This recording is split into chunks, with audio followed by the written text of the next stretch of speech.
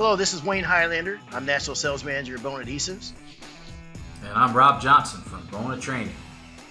And this is another episode of On the Floors with Wayne and Rob. So, Rob, how you doing today? Pretty good, Wayne. Pretty good. A little tired. We took some sport guys up and saw a Buffalo Bills game, and it was a great weekend. Had a lot of fun, but I'm feeling it a little bit. How was your weekend? What'd you do this weekend? It's good. I had a low-key weekend by design. So the first weekend I sat down and got to watch some football. So my wife went to yoga, and I went and watched. In fact, I got a little bit of trouble over the weekend. She went to yoga, and I'm so happy. I'm not often really very content, when it's like I'm just happy, and just knowing that I had the day that I could sit down and watch football. It'd be the first full Sunday that I've ever been able to do that this year, and so I went out to the cupboard and I seen we had some nice cheese spread in there and these really nice crackers. So I made myself some, and I'm sitting down in my underwear and watching football by myself. And I was admiring the scar on my knee from my recent surgery. And, I know. We got, you know what? There you go. Yeah. That's right. We have to remind everybody that Wayne did play a little ball in his day, didn't he? Surgery wasn't from ball. It was from doing floors. But Okay. yeah, but it's just okay. You can't ring the bell now, can you? So I'm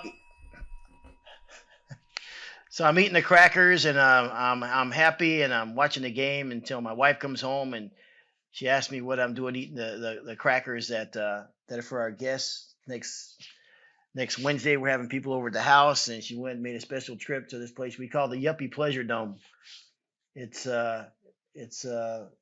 really very nice high-end food. It's not your regular supermarket, and it's a long way away. And she went there for this special occasion, and I'm sitting there on my fat butt, and I got the crumbs all over my T-shirt, feeling pretty guilty. But other than that, it was a good weekend, man.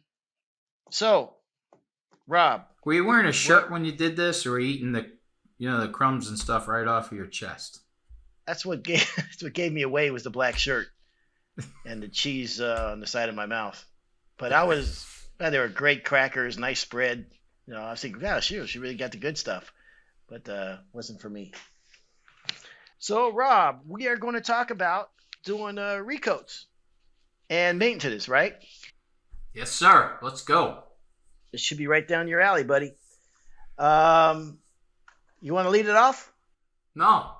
Why would I lead anything off? You're our lead guy. Why should you ever All do right, anything? I'll lead it off then. Okay. Let's lead it off with some bad stories, okay? I had 3 jobs that I did professionally that I had to do over. I had 3 do-overs in my career that I had to do for free. I thought you were going to say you did 3 jobs professionally. That was more than I gave you credit for. Oh, that's a good one. There you go. You're right on top of your game today. Well, anyways, all 3 of those jobs were screening coats. Okay. And all 3 of those jobs were done on a certain oil soap type product that I didn't realize was there. And, we screened the floor. Everything looked good. A nice white powder. It was clean. And 1-2 weeks later, we got callbacks, and all those little screening coats turned into a free redo, free sand job. So, yeah, I think we have to talk about recoats. I see a lot of people at the schools coming in, and they've had some issues with recoating and everything. So we're going to have to tell everybody how to start taking their time and be successful with those recoats. You told me something 15 years ago that I never forgot. I was so impressive to me that I wrote it down in my book that says Stan Stes. So you made it to the book, okay? I'm in your book. You made it to the book. I cannot believe you just told everybody that. That's I feel privileged. Thank you very much. Well, yeah. Oh, wait a minute. Wait. I take that back. What'd you write about me? Well, what I said was, the quote that you told me was, when considering recoats, you need to say to yourself, is the juice worth the squeeze? Oh, I do love well, anybody who knows me knows that's a good quote. I love that. That's that's one. In other words, In other words, is it going to be worth the effort getting into this? The worst thing that I see when guys get into a recoat is that they get too far into a job when they realize it's a problem and they can't back out. That's a scary scenario to be in. So let's talk about how you set these recoats up, the expectations, the due diligence ahead of time. Look, when guys are busy, a lot of guys aren't concerned about doing recoats or don't want to do recoats. It can be a good money maker, but I think there are some parameters around it, and let's talk about some of those.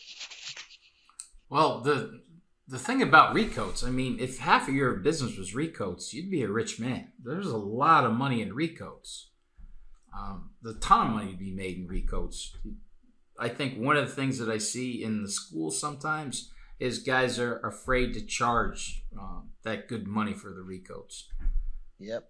And then I see other guys who come to the class who are charging amazing prices for recoats, and they love them. They want to do them all day because, it's an easier job, and the juice is definitely worth the squeeze when you're getting the right money and you get the process down. Rob, I could not agree with you more. I think there's two things that happen during recoats that's been my experience that I see. One is that guys think to themselves, if I'm charging, I'm just going to throw a number out there, $3 a square foot to sand and finish. How can I possibly charge $3 a square foot for a recoat? And I don't like the thought process because, for some people, just not having the machines in there, not having the noise, not having dust, it's worth it to them just to get it done. Especially we're in some of these fabulous homes and these people have money. And, I think, yes, you have to charge for it. And the other thought process I see sometimes is guys are very cavalier about it. Well, I'll just come in here and then screen it. I don't have to do anything else. I'll just screen the floors and I'll put the finish on. And that's a screening coat. And I think you have to look at it a little bit differently in my mind. And that's why I think you also have to charge accordingly. I think that you have to do your due diligence up ahead of time. What's on that floor that's a contaminant that's not going to allow my finish to bond. And that's an investigation process that starts with you and conversations with the homeowner. And I always say that I believe about half of what I'm told, and maybe not that much. And it might be for various reasons. It's not that the homeowner is necessarily trying to conceal anything from us, that maybe they don't know, or maybe they're embarrassed to tell you because they know they did something they shouldn't have done. But those things need to be gone through, and testing needs to be done. You agree? If I had tested those jobs that went bad on me, it would have saved my bacon on those jobs. And I didn't test anything. My grandfather had an old saying, Robbie, when the powder's white, she's good to go. It's nice and clean and you're good. And the problem is some of the acrylics and some of the oil soaps and whatnot, they buff white. So you do think it's clean and it's not contaminated and everything. So testing, it's one of the things that we talk about in the 2-day and the 4-day. Any recoats, even if we're doing 1-day quick recoat seminars and things, testing is huge. And with me now, it's turned into 2 tests. One, I want to test the floor, the finish that's already there. Okay, because if that finish is no good, if we put our finish on top of it, when finish dries, it pulls tight. So it's going to pull from that area. It's going to find weak spots, and you're going to create peeling that might not be there, but was kind of bubbling and waiting to explode underneath. So you want to test the finish that you're going to be attaching your finish to. And then the second test is going to be actually putting some of your finish to make sure that everything is compatible. So it's really a 2-step testing process. Was it your uncle that told you that? My grandfather. When it turned to your grandfather. Don't you think that, I look back at the old timers sometimes and I think, and maybe it's just, romanticizing the trade, but didn't it seem like it was a lot easier back then than it is today in some regards? Absolutely. Everything was easier back then.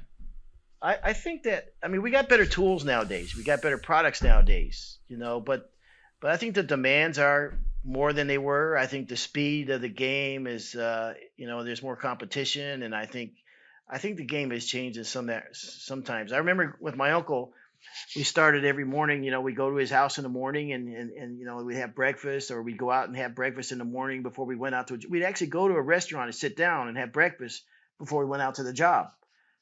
And then as I became a contractor, I couldn't imagine being able to take the time to do that. You know, so Wait a so minute. yes, Let's back up a little bit on this. I just said everything was much easier back then.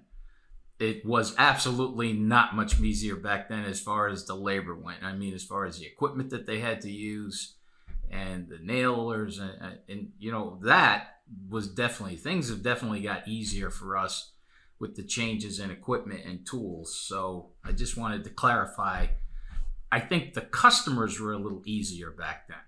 yeah, I think that well, listen, I remember in California when the housing boom, when oh man, now your house that you bought for 150,000 is worth 490,000. Every house went up exponentially, and now you go into a 1,200 square foot home that costs them $800,000, and now it's just not. Now it's the Taj Mahal. You know what I mean? Because they spent $800,000 for that house. Now everything is, oh man, it's got to be absolutely perfect because this massive investment that they made. When in reality, it's a 1,200 square foot home. You know what I mean?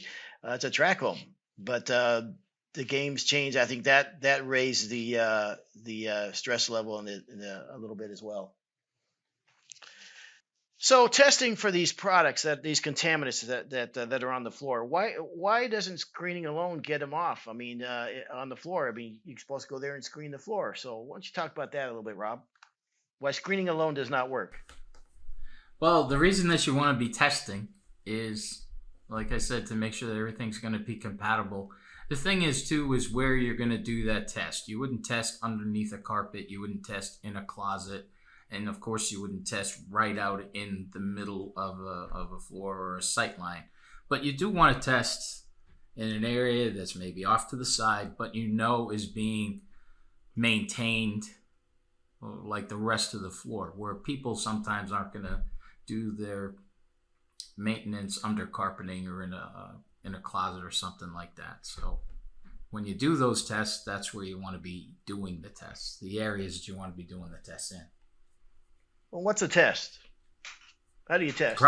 Well, we call it a crosshatch test, where we lightly take a razor knife and we do a 1/4 inch checkerboard type configuration, and you're only talking about the size of a playing card, just a small area. You're not going to take your razor and go down into the wood. You're just going to lightly score the top of the finish, like I said, with that 1/4 inch squares. Put a piece of duct tape on there, heat that duct tape up with your fingers, and then give it a good pull. Yeah, I think technically now they're calling, when you do that on a job site, it's calling it a field hatch test, I believe. I could be wrong on that, but yes, you're right about that. But even it's not a beyond that, crosshatch Rob, test anymore. It's a field no, hatch test. I believe it's called a field test. It's Field not, test. because a crosshatch test, I think technically has to be done in a lab or something. I could be wrong, but I think I'm right. But to your point, even before you get the crosshatch test or a field test done, you can also take, what are we testing for? What are the no goes? It would be acrylic, right? Some of these products have acrylic on them. Acrylic paste waxes. Paste wax and acrylic. One test you can do for acrylic, you can take half ammonia and half water, and do the test. And if it let it sit on the floor for a while and for about a minute, and then kind of run your fingernails through it and agitate it. If it starts to turn milky white and starts to peel, that's acrylic. And that's one test you can do. So what about disclaimers? I mean, a lot of guys will say, well, listen, I'll give them a disclaimer and what have you. I did talk to one guy who does something that was interesting, where he tells them, this is my price to do this abraded recoat, and I will do everything, all my due diligence, do testing, what have you, but we cannot guarantee that it's not going to peel. if we don't know absolutely what's on this floor, there's a chance that it may peel. If it does, it's going to cost you to have to sand and refinish the floor. And this is my cost to sand and refinish. If we have to go down that road, I will deduct the cost of the screen and recoat. You see what I'm saying? Then his normal square foot price, that's $3 a square foot, he puts in the bid at like $5 a square foot. So he doesn't get hurt. That makes sense. I thought it's not a bad way to go. I mean, I think you have to have the conversation up front, and we talk about being transparent and expectations and everything. And I think you have to put it out there up front first. Everybody's got to have a little skin in the game. Yeah. That's the deal here. And after my third failure, that's how I started to write up my quotes. My estimates was, look, I charge this amount to screen and coat your floor. And I charge this amount to sand your floor. So if it fails, I'll come back and give you a slight discount on resanding the floor. If it doesn't, then we're all good to go. But that was back that was 30 years ago when we started to do that, before we were testing and things like that. So, but you do want to have everybody's involved. Everybody has some skin in the game, and then you're not going to get burned. Actually, in the school, our school workbook, we have an actual disclaimer type of contract that you can kind of fill in the blanks with your own company and everything, and write that contract up just to help you out so you don't get burned. Yep. Another challenge doing recoats is you're dealing with a cured finish now, and I'll get into aluminum oxides in a minute, but just say it's a polyurethane floor that's been cured for years and years. Now you need to get a bite into that floor with the screen or whatever abrasive you're using, and oftentimes you have to get pretty aggressive to get the necessary bite. And of course, now there's a concern with getting swirl marks. Okay, so that's another challenge, especially going into the high sheen levels, and especially because of the can lights in the ceiling. So in that case, if you're going to go down that road, I think it's smart to, if you're going to have to go with, say, a 120 grit, because it's a floor's been down for years and years, you need to come back behind that with a finer screen. And in any case, I like to finish up with a maroon pad or a conditioning pad, which is about a 320 grit, which will soften the scratches more. Hey, I got a question. I can't get this out of my head. The last podcast, you said that you officiated a wedding. Yeah. Was this legal? Was this a legal wedding? Yes. I'll have you know I'm a minister now. You are not a minister. I can show you the proof. I didn't even do it. I have to say, my wife went online and did it all for me. I think it took like 15 minutes. So it took the wind out of my sails of that. I'm actually a minister when anybody could do it in 15 minutes online. But it's legal and binding. Yep. And it's my daughter's or my. Is this a new thing? Are you starting a church, an adhesives church or something? Or it went straight to my head. It really did. You don't never give an ugly guy a compliment if you're a woman. And never give a guy with no talent or just a little bit of credibility, because it went right to my head. I started thinking of all the weddings I could do, and I could forgive people's sins and all kinds of stuff. Oh, so you're into this then? You're heavy. You're like that new HBO show. You could be some of the righteous gemstones type thing. Nah, I got over it in the weekend. I go back to work. So. Well, my daughter's getting married in May. Your daughter is? Yeah. Well, first of all, I'm going to check and see if she has a. I'm going to check to see if she has a minister. I mean, this could be a good way to get a gift out of you. Yeah. That is my gift. Me showing up. I mean, I got to pay for my plane ticket and do the work and then get a gift. So what was it? Was it one of those things that I hear that you kind of got the calling, that kind of thing? No, they just asked if I could do it. Actually, okay, I'll tell you, it's kind of funny because, they know that I'm also a huge movie fan and a great movie critic. And knowing that, they sent me this little video. They said, "Gosh, we saw this fantastic movie. Have you seen it? It's called The Officiant, starring." Then it had starring Wayne Highlander and what have you. And then they had a little story about themselves and everything. And that was them asking me to be the officiant at their wedding, which was pretty nice. So, yep. It's And amazing. You are an onion, it's man. You are an onion. There are many layers well, to Wayne Highlander. Fisherman, corporate stooge, minister. I yes, I I don't get emotional very often, and so whatever, I'm practicing this thing because it's one thing doing a speech, you know, at work. It's another thing when this is the most important day of this girl's life, and you got to be up there doing a speech. And if it goes wrong, I mean, she's only going to have this one day, and so there's a fair amount of pressure. And when I've done the speech 60 times before I got there. I mean, I practiced it. Then I thought, well, it's an outdoor wedding, so I'll go practice outdoors because maybe that's different than, then I went to the place ahead of time and I did my due diligence. But All right. Today's word, everybody, is due diligence. When you hear the bell, that's Wayne has gone that's over the the word. due diligence mark of 6. So as I'm there during the wedding, I started to get a little emotional, and I thought, well, when I practice this, like I got a ham sandwich at one time in my hand, I'm drinking a Coke while I'm doing it, I'm eating some peanuts and doing it, and it's no big deal, I'm doing it. But then when you look out there and you see mom crying, the grandmother crying, the brides, that their family crying, the groom family, and the girls in front of me, and the tears are running down her face.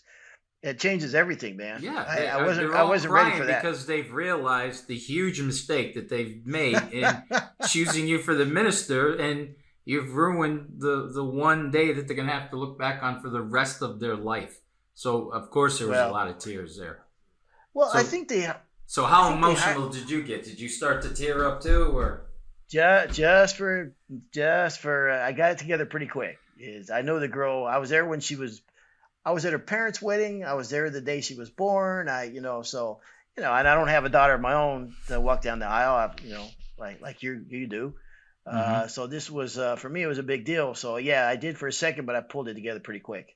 I just looked at that ugly guy in the audience I told you about that The I figured ugly was dumb guy. Yeah. the dumb guy. Uh huh. Yeah, and then it got me back together. So where was I with? Okay, so So let's talk a aluminum little bit oxide. about recoats. Yes, All right. aluminum So what you were oxides. talking about with scratch patterns and things like that, and the hard aluminum oxide floors. Well, guess what? We have a product called Prep. Have you ever used Prep before? Bona Prep. Of course I have. Yes, Awesome, absolutely. awesome insurance policy. And to break it down pretty quick, of what Prep does is you apply Prep on the floor. Very easy. You spray it. You buff it in with a black pad. Kind of the janitorial pad. You spray that in. You work in about a 5x10 area, buff it into the floor.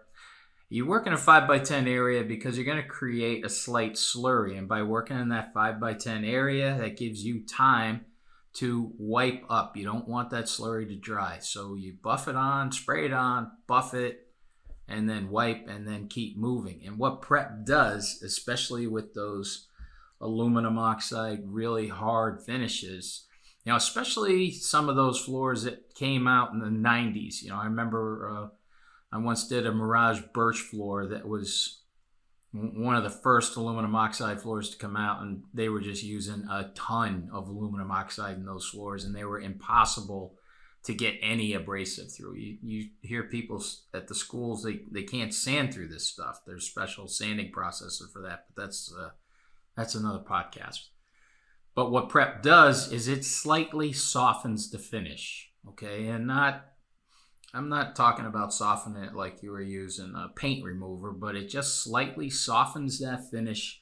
It softens it enough so you can get an abrasive through it. So now you can get that 180, 240, or even the 320 maroon pads like you were talking about. It was also something we did a ton in sport floors, and not so much to soften the finish, but it was a great insurance policy. It was a great product to use to remove mild contaminants that could, wreak havoc on your adhesion between coats. So you bring up a couple things there, and it kind of goes into sports floors a bit. We'll get into that in another podcast. But you want to talk about the diamond abrasives now, on how the scratch pattern and how less of a swirl mark they'll leave in the floor. I will tell you this about diamond abrasives. Do not talk about diamond abrasives if your wife is in the house, okay? Don't be on the phone talking to somebody about diamond abrasives, because Pauline happened to walk by the office one day when I was coaching a guy on how to use the diamond abrasives. But all she heard was the word diamond. She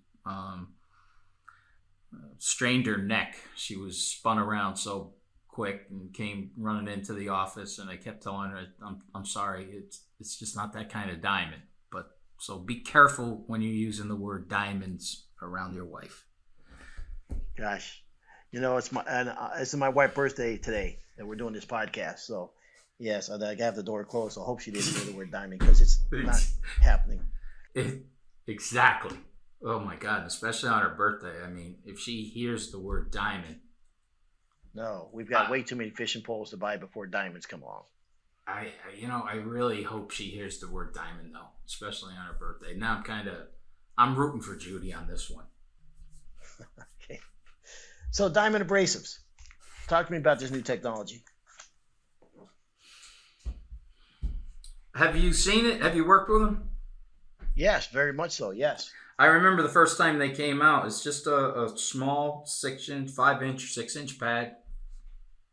Thin. It really doesn't look like much. And I remember when they first came out, they said, 3 of these pads on a double stack maroon pad will cut about 3,000 feet on a sport floor. And I thought, oh my God, that is never going to happen. I've been around the business for a long time, and there is nothing out there that can cut 3,000 feet. Well, my son and I, we had a gym, 6,000-foot gym. We both started in the middle. We had 2 sets of pads, went about 1,500 feet each. He was heading to one wall, I was heading to the other. We stopped, we vacuumed a little bit of the dust out and kept going, and it completely cut that 6,000-foot gym with 6 pads. It was absolutely amazing. And the great part about it was on that job we were using the 180 diamonds. It was a 350 sport polyurethane we were putting on. The build that was left behind, because we didn't remove a lot of finish, what we did was we cleaned the floor with prep, so there was no contaminants. We were right down to the bare finish, not the bare wood, but we were down to the bare finish with no contaminants in between. We abraded the floor using the diamonds, and I went back the next day to check the job out, and the head of the maintenance department said, no, you can't go in there, it's still wet. And I said, geez, we had really good drying conditions and everything, and had good airflow, so I was pretty shocked it was still wet. It was not wet at all. It was completely dry, but it looked so amazing that he thought the floor was still wet. And it did. It looked unbelievable, because with the diamond, we get an amazing scratch pattern, but we don't remove finish. You keep the build there, and build is build is everything. Build is protection. Build is, life of the finish. But it's also the cosmetic is just incredible how it looked. Like I said, it did look wet. Well, also for gym guys, I was always amazed. We didn't do gym floors, but through this job and others, I've been around a lot of gym contractors and did some coating gym floors and some braiding, and the swirl marks that gym contractors get sometimes on, they're doing 10,000 square feet sometimes. That's a lot of abrading, and it's always a gloss finish. 99% of the time, every job I've been on has been gloss on the gym floor, and it's a recipe for swirl marks, right? So absolutely. I mean, between using gloss finishes and the new high intense lighting that's involved with sport places, it's a recipe for disaster. The thing that you have to remember too is back in the old days, we did everything with a 100 grit screen because we thought we needed to get really aggressive, lots of dust, lots of heavy scratch marks to get good adhesion. But something that we've learned through the years, it's not the depth of the scratch, it's the number of scratches you put in. So, actually, one of the best things you can use is a maroon pad. The only issue you have with a maroon pad, it's only good for about 700 feet per pad, about 350 feet per side. So, when you're doing a large gym or, when you're doing anything, you have to really make sure that you're using the right pad, you're getting the right square footage out of that pad. I'm trying to say it and I can't figure out how to say it, but that's it. You're looking to get the right footage out of that pad, because if you don't, then you could wind up with some issues. And that's what we love about the diamonds, is the versatility and how far they'll go. Yeah. And my experience was the same as yours. I mean, they put them in my hands. It goes, "Look how much you're going to get out of this diamond abrasives." I thought, nah, it just doesn't. It doesn't look that special to me. But once you see it on a job, man, it is. And especially the scratch pattern it leaves, like you said, man, it's a game changer. And the feedback's been incredible. So that's one option for aluminum oxide floors. We talk about the Bona Prep, which I've got thousands and thousands of square feet of the Bona Prep done on jobs. Be aware that there is a floor out there that has Scotchgard in it, and nothing sticks to Scotchgard. And I know they've gone around to everybody, the manufacturers, to find some way to stick finish to this product, and it does not stick. So while there's not a lot of them out there, a test that you can do for these floors, and I think it'd be a good test for any pre-finished floor that you think might have it, is take a Sharpie and make a mark on the board, like a 3-inch mark. Obviously, you don't want to do it right in the middle of the kitchen. And if it beads up, and you can just wipe it right back off with your finger, that's Scotchgard on the floor, and nothing sticks to it. So that's another test that you can do. Like I said, And what type of floor was that for? That's for a floor that has Scotchgard in it in the finish. Nothing sticks to them, period. So I know a lot of guys have got the. Whose finish is that? I don't know the manufacturer. It's one of the larger manufacturers, and I've seen some guys get their heart broke on that, and then in the end find out nothing. Because I remember that there was a huge company in the wood floor industry that wasn't in the finish market, and they were playing with the Scotchgard type of finish, and they ended up pulling it off the market because they just couldn't get it to work. Yeah, so I know there's still. I just wonder if you ran into some of those jobs or something. No, I don't know what the manufacturer is, but there's still a few of those jobs out there. So it's just, again, it's doing your due diligence and your testing, and that's why you have to. These can be money makers, flat out money makers. There's due diligence again. Yeah, guy, you got that. Yeah. But you got to do your homework up ahead of time, and that's why you got to charge for it also. Due diligence. I mean. Yeah, either one of them. That's right. So now doing a recoat on a pre-finished floor, now there's another challenge, is that you got a floor that's flawless, and now you got to put a job site finish on it. So your work will be compared to a perfectly flawless floor. Now, in my case, not an issue. Rob, I know that damn! I was gonna go there. I'm thinking, I'll wait for the opening, and then I'll pounce. Yep. Right. That's why I talked fast when I got there. You got it. You're learning. Go on, finish what you were gonna say. You don't have to worry about that flawless finish if you do your work up front. That's right. So, which includes, this is we talk about charging for it. What you're up against, so you definitely want to charge for it. You want, because it's going to take your on the. No, you're lost in the woods, man. You're lost in the woods. I nailed you. Remember what you were saying? You were saying you were comparing the finish to the pre-finished floor, and then you were going to give a shout out that you don't have to worry about, but I probably had to. So take it from there. I have no idea what you just said. You were the one who said it, man, not me. I don't know what that was all about. You were talking about what a pre-finished floor looks like, and you're going to put a site finished floor down, but you wouldn't have to worry because you're Wayne Highlander. And what would you do, Rob? You probably have a lot of issues trying to match that perfect finish up. That kind of thing. I think that's where you were going. Okay, and I think I've said it all. Hey, are you eating cheese and crackers right now? Is No, that where I was. Is that where you're at? No. So then, this has been another episode of On the Floor with Wayne Highlander and Rob Johnson. Please stay tuned for another episode.